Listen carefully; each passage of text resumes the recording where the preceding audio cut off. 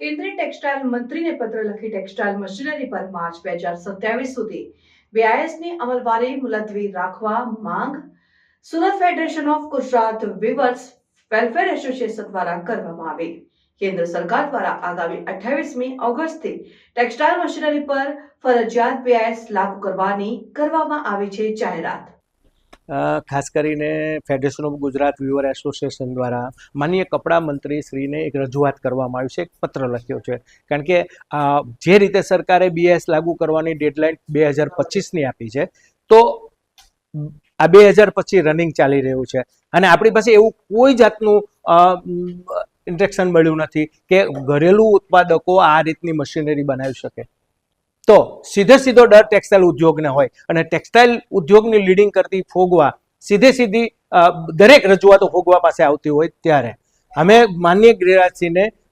વિનંતી કરી છે કે જ્યાં સુધી ઘરેલું મશીન ઉત્પાદકો છે એની ક્વોલિટી એની ક્વોન્ટિટી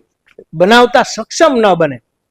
ત્યાં સુધી કોઈ પણ જાતનું BIS હમણાં લાગુ કરવું જોઈએ નહીં। અને જો લાગુ કરવું હોય તો 2027માં લાગુ કરવું જોઈએ। 2027 સુધી જે ઘરેલું ઉત્પાદકો છે જે હાઈ સ્પીડ મશીનરી બનાવવા માટે ઉત્સુક છે, જો કે અત્યાર સુધી એ નિષ્ફળ રહ્યા છે, પણ અત્યારે એવું લાગે છે કે કદાચ એ બનાવી શકે એમ છે, તો એની ક્વોન્ટિટી અને ક્વોલિટી બંને ઉપર સરકાર વોચ રાખે અને જે વિદેશથી આયાત મશીન છે એની ટક્કર મારે એવા મશીન જો બનાવીને એના કરતાં વધારે સ્પીડના મશીન બનાવતા જો ભારતના ઉત્પાદકો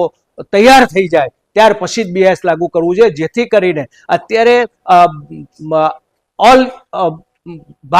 વિશ્વની અંદર વધારે પ્રોડક્શન કરતું ચાઇના પછી સીધો કોઈનો નંબર આવતો હોય તો એક ભારત છે ને ભારતમાં સુરત અને ગુજરાત છે। ત્યારે મારી સરકારને વિનંતી છે કે જ્યારે ખેતી પછી મોટી રોજગારી આપતો ઉદ્યોગ ટેક્સટાઇલ હોય તો ટેક્સટાઇલને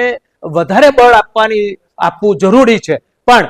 જો તાત્કાલિક BIS લાગુ કરવામાં આવે તો એક તો રોજગારી ઘટશે, ઉદ્યોગકારોને નુકસાન જશે, સરકારને પણ નુકસાન જશે, પણ માનનીય વડાપ્રધાન શ્રીએ જે 5 ટ્રિલિયન ઇકોનોમી લઈ જવા માટેની જે હાકલ કરી છે એની અંદર પણ રૂકાવટ આવશે। કારણ કે અત્યારે ગ્લોબલી ઇન્ડિયન કપડાની માંગ વધી રહી છે, ત્યારે એને સર્વાઈવ કરવા માટે હાઈ સ્પીડ મશીનો, ટેકનોલોજી અપગ્રેડ મશીનો અને સારી ક્વોલિટીનો નો ડિફેક્ટ કપડું જો આપણે બનાવીએ તો જ આખું ભારત વિશ્વ આપણી પાસેથી કપડું લઈ શકે અને એ ડિમાન્ડ અત્યારે ખુલ્લી છે, એનો સીધો બેનિફિટ ભારતે લેવાની જરૂર છે એવું મારું માનવું છે। એટલા માટે અમે માનનીય ગિરિરાજસિંહજીને અમે રજૂઆત કરી છે અને વિનંતી કરી છે કે જ્યાં સુધી ઘરેલું ઉત્પાદકો પોતાની સક્ષમતા ના બતાવે ટેકનોલોજી અપગ્રેડ અને હાઈ સ્પીડ મશીન બનાવતા ત્યાં સુધી BISને ઠેલાવી દેવું જોઈએ અને 2027 સુધીનો એ લોકોને સમય આપવો જોઈએ અને જ્યારે એ લોકો સક્ષમ બને પછી જ BIS લાગુ કરવું જોઈએ, આવી મારી સરકારને નમ્ર વિનંતી છે ફોગવા વતી। Thank you.